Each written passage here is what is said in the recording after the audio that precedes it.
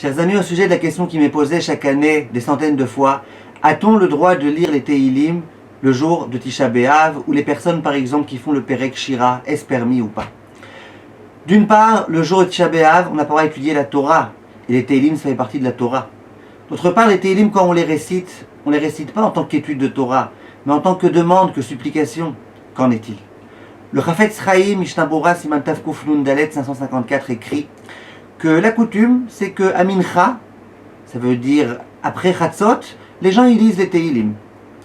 Et après, ils rapportent une coutume qui consiste à dire que non, même après Mincha, on ne récite pas les Tehillim, et les gens qui ont un engagement de réciter chaque jour tel et tel Tehillim, et bien tant pis, ce jour-là, ils ne font pas, le lendemain, ils rattraperont. Et le Chafetz Chaim, il laisse entendre que c'est ça la façon la meilleure de se comporter. Donc, conclusion du Chafetz Chaim, il y a une coutume qui autorise à Mincha, mais il vaut mieux éviter.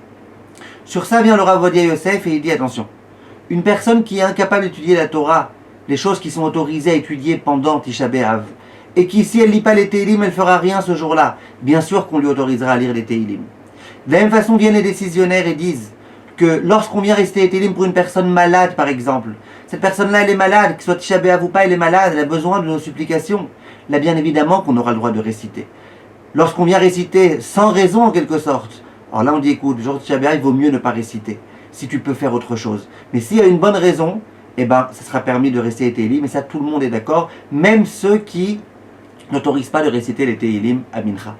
Donc pour le Perek Shira, c'est exactement la même chose, si on le fait dans un but très précis qui est très important, eh ben on aura tout à fait le droit, et si c'est pas un but très important, il y en a qui autorisent, il y en a qui préfèrent ne pas le faire, et tout dépend de la coutume que vous voulez suivre.